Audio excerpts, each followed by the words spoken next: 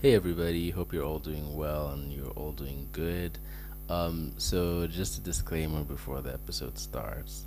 I wasn't able to do a proper video for the episode because I had some technical difficulties, but I promise in the next episodes we're gonna have videos of like every episode and stuff. So for this episode, we're just gonna have to bear with having the um, poster for now, but otherwise, enjoy the video. Peace. What's good, everybody? Welcome to the Concept Podcast, your step by step guide on how to live your best life. And guys, I gotta say, before I even introduce who's next to me here, I just gotta say I've missed you guys so much, and I'm so. You guys already watched the trailer. You could tell how excited I was for this season, and the fact that we're finally here. For those of you that were wondering who the face behind this very beautiful voice is me. I'm I. So I'm really excited, and I cannot wait for all the other episodes that we have coming soon. So before we even start, I want to thank our host today. We are at Orange Tree. It's along Tumpam Road, basically in Kablonga, right? Yeah, basically in Kablonga. So yeah, that out of the way. Now let's get straight into today's very first episode, and I'm so excited because this first guest who I met, we only met like what in December, and we've already become so close. And Aish, man, I have so much to be thankful for you already. But yeah, I know I'm an angel, right? You know. So anyway, my guest today is none other than Mwape Mwanakatwe. Yeah. How you doing? I'm good. It's Friday. It's rained a bit. Thank God it's Friday. Yeah, I'm always thankful on Fridays. Yeah? Yeah, I'm really good. Sweet. And you? I'm good because we finally got to make this happen. I know, right? It's been in the works. Like, if you guys knew the behind the scenes. The behind the scenes of the behind the scenes. Bro. Yeah, it's been a crazy It's journey. been insane. Okay, so Mwape, tell us a little bit about yourself. Okay, so I don't know if you want a little bit or a lot. Can you tell I'm an overshare? I'm just kidding. Well, I like to call myself a magician. I don't know if it's a new thing that I began, but I like to say that I'm a magician and I make magic with colors, concepts, ideas, images, lights, like just different things.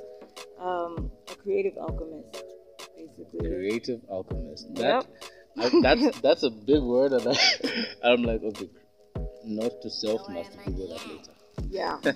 But yeah, that's so dope. Okay, so today we're talking about mental health and creativity, and basically, obviously not everyone has. There's a difference between mental health and having a mental illness or a mental disorder, right? Yeah. So different people, not everyone, different people have different mental health disorders and so on and so forth. So my question to you is, do you have one? And if you do, how did you figure out that you have it, and how did you deal with it as a creative? Ooh, that's a good question. Yeah. So everybody has mental health. I think in the past I always sort of thought of like mental health is just like people maybe who just function different mentally, but it's like we all have mental health, right? Same way your heart health, your brain health, emotional health, and all that. Yeah, we all have that. So I think for me, I wouldn't say I really identified like some of the challenges that I was having probably until I was like maybe in my early 20s, right? So in the past I've struggled with major depressive disorder, major anxiety disorder, and ADHD. Yeah. Which is sort of like a bit tricky because sometimes it's the ADHD that causes depression and anxiety, right? So sometimes someone might say, okay, we want to treat the depression, but if the ADHD is not managed, it's sort of like doesn't really help. So I don't know how I managed to get by, especially like in school when I was younger. I sort of just and I think maybe because of the systems, like you have to go to prep, you have to do this, you have to do that. And for me, I would say it wasn't until I got to college when I was like, what is this? Like, What's what happening? is happening here? Yeah. And I realized like my ability to function, I was like, no, there's something that's not right here. Yeah, I get you. And so I think one of like my doctor was like, I think I was doing my medicals, and he was like, actually, I think you sort of maybe need to just sort of test for that and let's see. And lo and behold, I was diagnosed with ADHD. I think I was about 19. Okay. And it's been a really, really interesting journey. I think, first of all, like understanding what ADHD is, because I think typically when people think of ADHD, they're like, oh, it's just like the child sort of like all over the place, talking all the time, bouncing off the walls. Yeah. But they don't realize like a lot of there's a lot that there's a lot in that spectrum. So struggling to manage your emotions, like anxiety, there's time blindness, there's so many things that sort of come with it. And I think the older I get, it's like I discovered different facets of like, oh, okay, this maybe has always been a challenge for me. Yeah. And then I like have conversations or read content maybe where I'm like, oh wow, okay, so somebody else has gone through this and they somehow managed it. Yeah.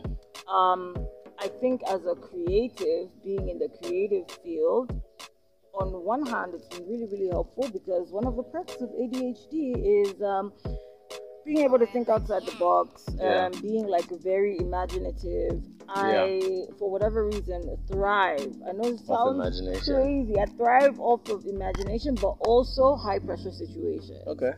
Look, some of my best work has been like, okay, Mwape, you sort of knew about this. You knew about this. And like, why is it at the last minute, like now you're panicking? And you look at the work I produce and you'll be like, whoa. Yeah. There's some people who like would not be able to produce that in like 3 months, Crazy. So it has different sides to it, and it's been a journey. I'm still learning and and hoping that in sharing my story, maybe somebody else might relate or I'm pretty sure there are a lot of people who can relate, especially to the whole aspect of how it comes into you being a creative, because I'm also creative as well. And I haven't checked if I have ADHD or any of that. I probably should. And to anybody listening, you also probably should if you've noticed that some things are off. But I think for me, and most creatives can probably relate to this, is that being a creative is stressful. Ooh. It's very stressful. So, we said earlier, just planning this very episode, everything we had to go through, it's a lot. So, how do you deal with stress? You've already mentioned that you thrive best under pressure. Yeah. So, how do you manage to deal with stress as a creative? And because for me personally, I wouldn't say I get stressed, but there always is that point where it just gets frustrated because, like, you're just like, why can't I get this done and stuff like that. But for the most part, the pressure doesn't get to me. So, how do you deal with it?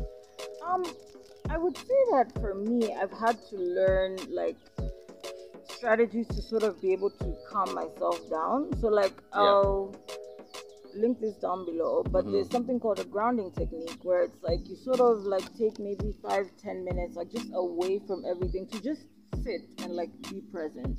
And I feel like sometimes like when you're stressing, like you're not present, you're thinking about all these things the future and what could go. or whatever. And so I think like literally just researching, okay, what are stress management techniques? Because I'm like, Google will tell you so many things. And there's so many resources that you can use to sort of help you with that. Another thing I use a lot is music. Oh God, I love music. Right? I love music, man. I mean, and it's funny because I feel like I listen to music all the time when I'm happy, when I'm sad. Music is for everything. Yeah, but then there's also music like there's binaural beats and different kinds of sounds. Even just instrumentals. Different sounds that have been created that they're like, okay, when a human brain isn't anxious, right? This is how it functions. So we create music that sort of has those similar ways. Kind of like when you're dealing with a baby and there's the whole white noise issue. Yes. It's kind of like white baby noise. Down. And I found that to be really, really helpful for me. So I think those are some of the things that I do. Same. And the weird thing is like, creating is stressful, and then the stress reliever sometimes is the process of creating. Exactly. Because sometimes, like, I could just be so stressed, and I'm like, you know what? I just need to design graphics. Like, Yeah. I just need to. It's a stress reliever, but again, it's what stresses you. Yeah. It's interesting. That's very, very interesting. But yeah, so we've already talked about how you deal with your mental disorder, and again, if you feel you have any mental disorder, very, very much encourage you to have that diagnosed or have it checked at the very least. So now, we've already talked about the stressful part of it. Yeah. In what way do you think your mental health status affects you as a creative, both in a good way and in a bad way? Because, like you said, sometimes it's a stress reliever. So there could be times when you're stressed and you're just like, you know what, I'm a photographer, so let me just take some pictures and stuff like that. So how do you feel like the mental health, goes with being a creative? That's really good. Yeah. So actually, I think my view on that has sort of changed over time. Yeah. So I think I always used to feel like I need to be depressed or I need to be sad and anxious to create good work. Yeah. Because like a lot of like I have a lot of things that I sort of dabble in. So whether it's music, whether it's poetry, some of the art that I've done, a lot of it has been like, man, like I'm just in a place of like, crazy darkness. And my only way of even processing this darkness or even like learning how to express it is finding some through sort of that as like an outlet. being able to create. Yeah. And so I feel like that's one way that, like having those things has sort of helped, because I really do think that if I didn't have ADHD or hadn't struggled with like depression, I really don't think I'd be that great of a creative. Interesting. I really, and it sounds strange, another but question, yeah. This is gonna be a funny question, and the reason why I'm asking is because something that I've noticed is like a common denominator amongst most creatives. Yeah. Do you think you have to be dealing with mental health for you to be a creative? And the reason why I ask that is because let's look at all the creators that we know, right? A lot of them have dealt with something that has either made them felt anxious, stressed, or depressed, or one of the three, or even all of the three at some point. Talk about musicians, talk about YouTubers, talk about poets, and what you notice is that for a lot of them, this is their outlet or their way to either relieve themselves of the stress, make them feel better of the depression, or just express how they're feeling. Because expressing yourself is actually one of the best ways to alleviate the emotional turmoil that you're feeling, So do you think, or rather, let me rephrase, do you think you have to have a mental health disorder for you to be a creative? My rhetorical answer is gonna be no, but yeah. Okay, I don't want to be crucified for this answer, but to some extent, because and I think mental illness, right? It ranges, right? You can have someone who has a mental illness where they're able to create a whole world that actually doesn't exist, a whole reality that doesn't exist, and we call that crazy.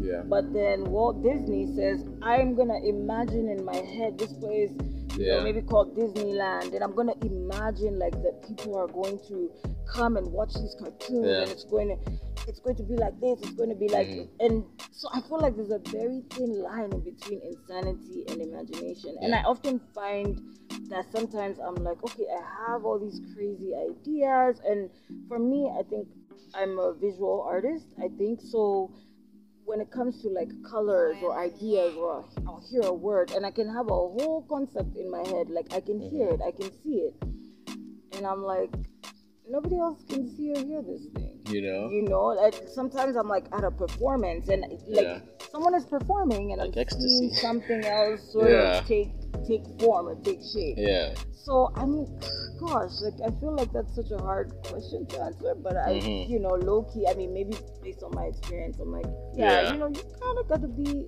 a little crazy to imagine what even like hasn't been seen. You That's get it, true. Right? That really is true. Okay, Mwape. So now we're nearing the end of the podcast, and this is a new segment that we've added on the podcast called Talk to Oma. And basically, people are going to be sharing issues that they're dealing with anonymously. Ooh. And what we're going to do is that we're going to read them out, and then we're going to see how we can help them. You know, I like such things. Eh? Yeah, I like Bro, such. like you know what's funny, right? Is what? that disclaimer, a lot of them are very, very interesting. And the other thing is that this is a disclaimer to those who are viewing and the people who are viewing who've sent these messages. I'm not a trained therapist. I'm pretty sure she isn't either. Neither am I. So we're just going to share with you what we would do if we were in your situation and what we feel you should do. Okay? So, we good? Yeah. Alright, so here's the first one. And okay. Okay, so the first one is this one is super crazy, Oma. I've had a thing. Okay, this one might have to be for the late night edition because. So you know what I'm gonna do? For the sake of the person this person has shouted out, I'm going to make it anonymous, like because they're talking about a person, so I don't want to put that person on the spot. So I'm just going to change. I'm going to call this person Jane because, like, okay, perfect Jane though. Hey, man. So listen to this. Okay. This one is super crazy, Oma. I've had a thing for Jane, and at times I masturbate on her pictures. I recently came across the pictures she did from the National Museum. Them being super sexy, I couldn't help myself but masturbate. Jane, I'm sorry. Well, Jane, you've got a secret admirer. That's no admirer. That's, I don't know what to call that. Dude. That's an interesting one. So, what's the question? No, that's it. He just said that, and then he said, "Jane, I'm sorry." Wow. Okay. Well, Jane, shout out to Jane. I hope you apologize. Yikes. But Jesus. I wonder if she knows. Or I'm not sure, but anyway, since Jane might not know who she is, if you were at the National Museum recently, it's you. Okay. That's what I'm going to say. If you were at the National Museum recently, it's you they're talking about. The next one is, so I've been at uni for 3 weeks now. Okay. And I've slept with 7 guys. I'm starting to get a reputation. What should I do? Stop sleeping with them? I feel like it's easy to be like, just stop. So now, but I'm going to assume that this person is in first year. Yeah, because I just went to uni. But I also think, like, my question would be, okay, why is this happening? Right? Because I feel like sometimes, like, we'll exhibit certain behaviors. Is it just like you're experimenting for the first time? Did you just first lose your virginity? Or is it you're using sex just to numb like emotion? Yeah. Because there's some people who, like, it's almost like what do they call it? It's like coping mechanism. Yeah, like it can be a coping mechanism. I feel like, but it's also sometimes like a form of like self-harm. Right? Like things around me sometimes are so chaotic that I just need to get this out of my myself. system and stuff like that. That's what. This one is hard, but what I'm gonna say is, I would worry less about your reputation and what it's actually doing to you mentally. So the question I would first of all ask is, how are you feeling? Do you actually do you get satisfaction? Okay, it's sex, obviously you get satisfaction, but how does that make you feel afterwards? You know? How does it make you feel about yourself? Exactly. Because it's not a good feeling when, especially when people know that this one is nah. So I'd worry less about the reputation and more about how it's making me feel if I were you, and then address it from there. But yeah, that's what I got from. I don't know if you have anything else to add. Yeah, no, I mean, I feel like, like I said, I mean, for me, it's, like, I think you need to figure out why you're doing that. Yeah. And you know what? Here's the thing. There's some people who, genuinely, they can do certain things and sort of not feel anything. Yeah. But I feel like for the most part, if you're human, and especially if you're female, like those type of interactions, like they always have an impact on your well-being. Oh, they definitely will at some point. Yeah. Anyway, so moving on to the next one. So this one says, "Hey Oma, so I had this toxic, abusive boyfriend, and we broke up just 2 months ago. Congratulations." You go, girl. Yep. I blocked him, and he still tries to reach me, and even tells people I'm his girl. He sends people to watch all my moves. So he sends people to watch all my moves, but then he still sleeps with anything with legs. Oh. Okay, so here's what I think. So basically, this guy won't let her go.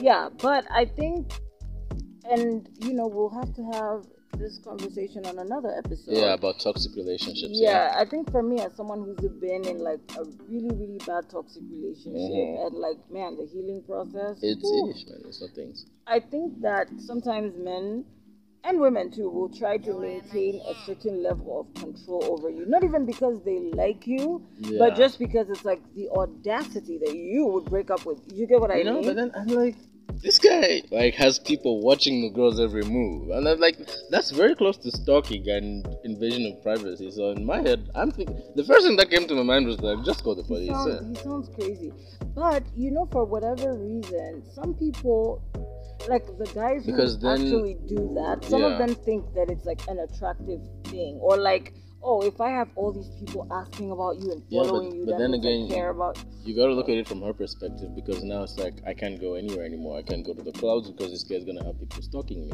I can't do this and that, and then every time I'm around, he still claims me, yet the guy still goes around sleeping with other women and stuff like that.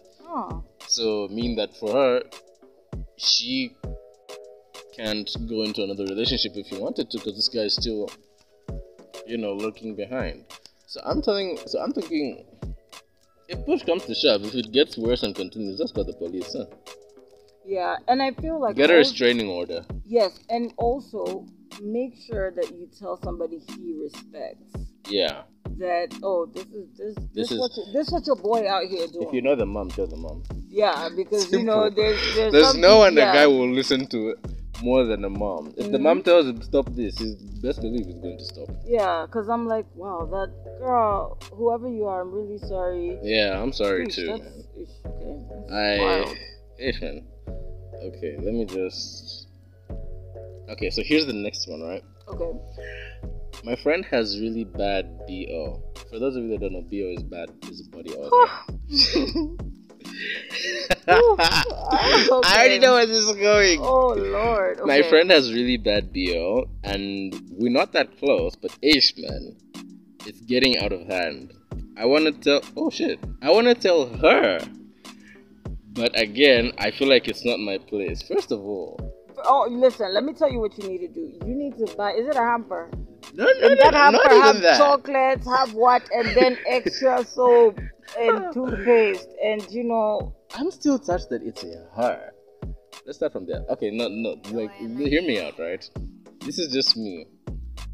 A lot of the personal grooming and hygiene that I've done growing up, women were the inspiration. So growing up, I've usually looked at women as like the epitome of cleanliness and self-care. You've never and met grooming a dirty and chick, my friend. Oh no, I have. I once met a girl with bad breath. Not pleasant. It's like, nah. Listen, man. You've said that you're not that close. So if I were you, what I would do is don't get close at all. Yes. First of all, don't get closer. That's the first. Like keep where you are. Close friends. You're like, girl. Yeah, you know what? I understand why you're not that close. If I were you, if you know the best friend, I'd tell the best friend so she can convey the message. It's easier out of a respectable. If you still want to be like respectable, like for because like you tell her best friend to tell her. Yeah, because like imagine if it's you, right? No, listen. Imagine if it's you, and then they tell you, and then someone who you're not close with comes, you just started being friends with them, and then they come to tell you, okay, but yeah, smelly. You know, I think it feels a whole lot better if your friend tells you, like someone who you're closer to than a stranger. Because if it's a stranger, it touches. No, bruh.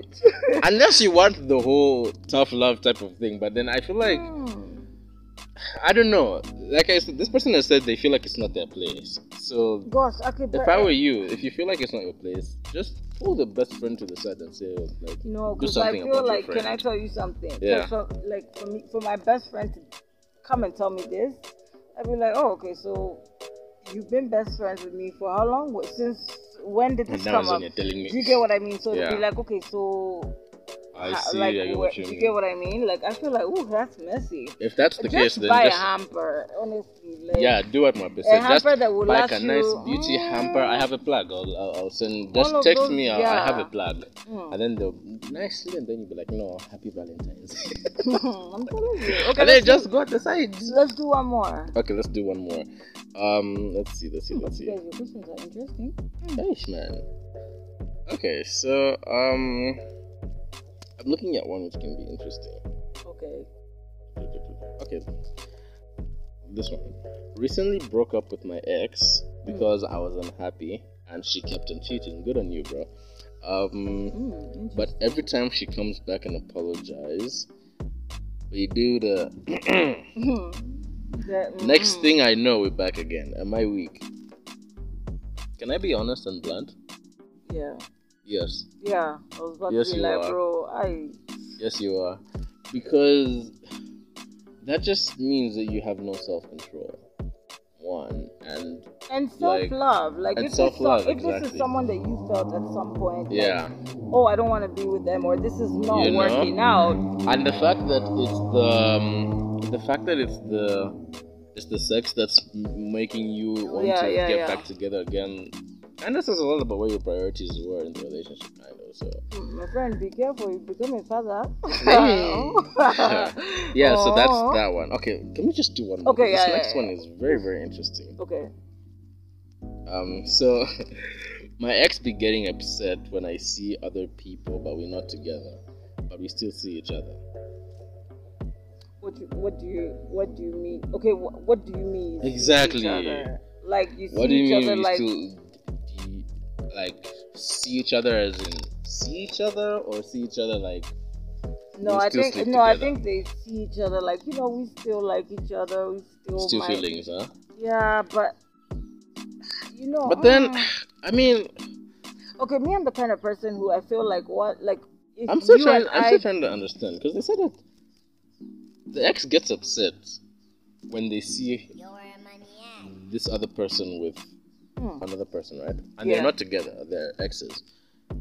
But then they still. So you guys still hang out with it. It's basically a situationship. It's a situationship from a relationship. Yeah. Damn, that's wild. Then just stick together. I think so. Because then. But why did you break up to begin with? What we don't know is why they broke up. Yeah. Was it something that's irreparable, or because if it's something that you can work out, then just work on it and get back together? Because clearly you guys are struggling to stay away from each other. I mean, do you also get upset when him or her is with other people? But yeah, that's all I got about to say with that one. But I think that's pretty much. Oh wait, one more. Sorry. I know, right? They're so juicy. It's like, one more. Okay, this one is more like a question. So it says, what makes a girl be so attractive to a guy other than looks? Wait, what makes a girl be more attractive to a guy?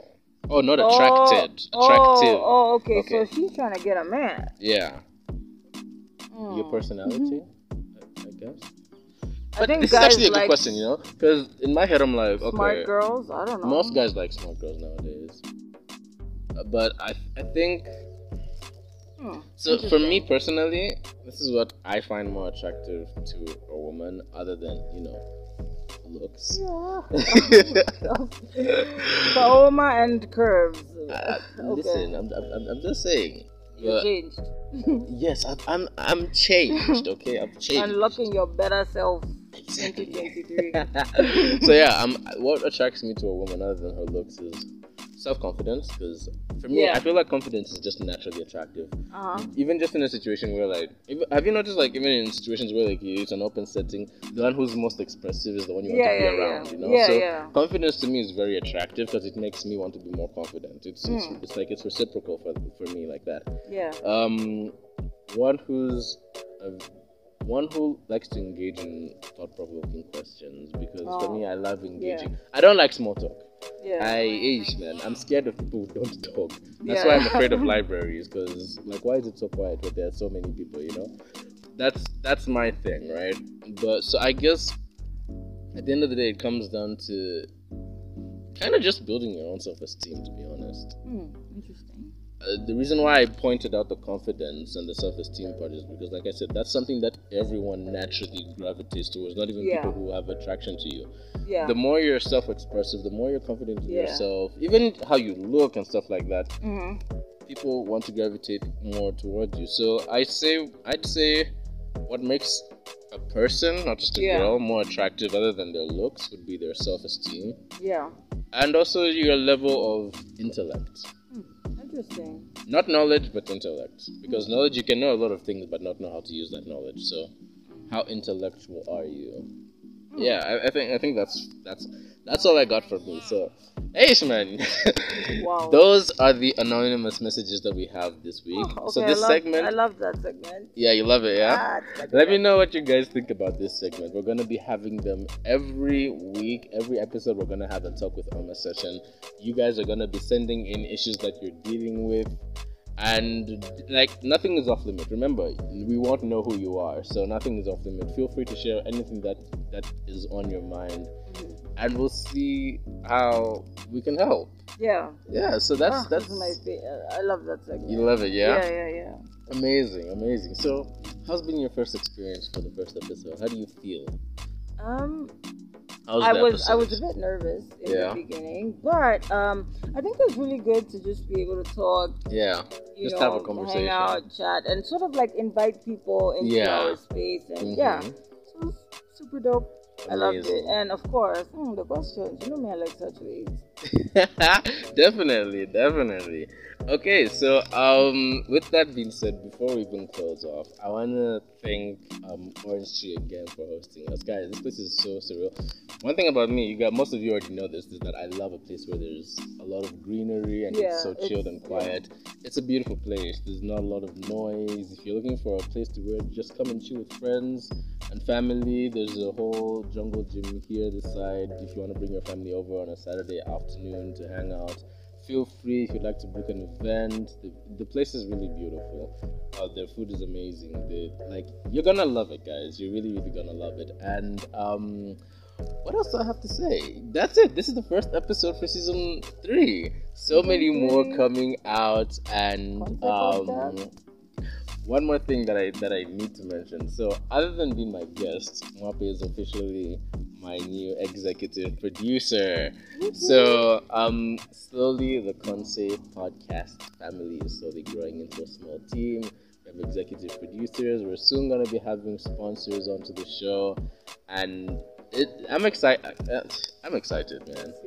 Season 3. Hey, man, it's gonna be a lot, and I'm really excited. But guys, that's it. Season 3, episode 1 is in the books, and like I always say, remember to live your best life.